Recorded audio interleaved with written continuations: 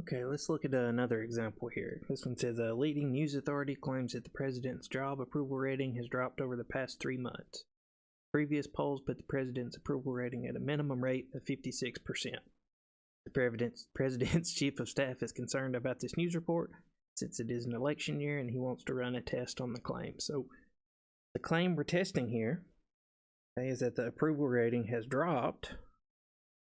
If we're going to test to see if it has dropped, that means it's going to be less than some number. So what number is it going to be less than? We have to think about what it was before. So it says the previous approval rating was 56%. Okay. And on this one, since we've got a percentage, this one's not a mean.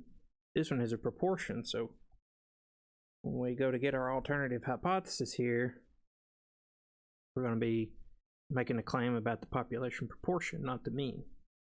So here our accusation or our alternative hypothesis here is that that proportion has dropped, so that means that it is less than 56%.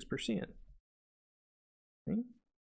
So our null hypothesis, kind of the status quo, would be that the population proportion is greater than or equal to 56%.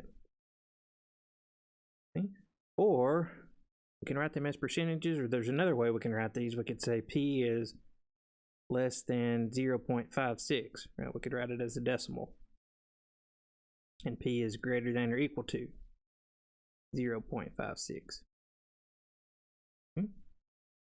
So if it's dropped, that means it's now less than 56% or less than 0.056, and then the null hypothesis is the opposite of that.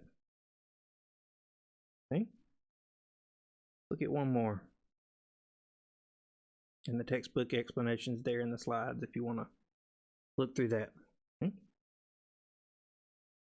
This one says we've got a survey of Super Bowl viewers found that 8.4% said that they were influenced to buy products from the companies that advertised during the game. Because of rising cost, one company president has threatened the advertising team with not renewing the Super Bowl ad spot unless they get the results they want. He says that unless their company's ad stimulates at least 8.4% of viewers to buy products, then they will not be airing an ad during the Super Bowl next year.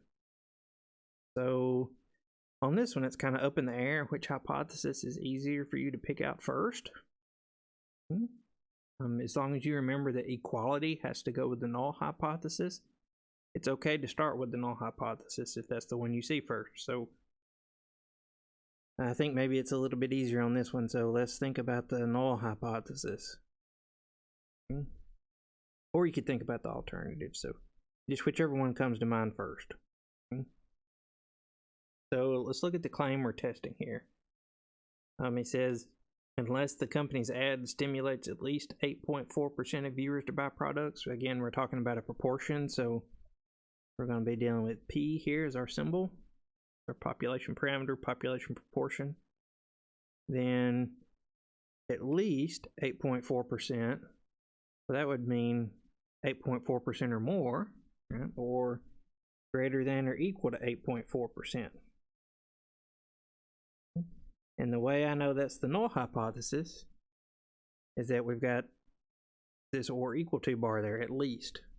So I know that has to be the null. You can't have equal to in the alternative. So in that case, the alternative hypothesis has got to be the opposite, so that would mean we're testing the claim that P is less than 8.4%. Okay. You could have also kind of come up with the alternative first if you wanted to. You would say, well, what would have to be true for them to cancel their ad? For them to cancel their ad, less than 8.4% of people would buy the ad, would buy the product. Okay, so you can get the alternative hypothesis that way if you wanted to do that first.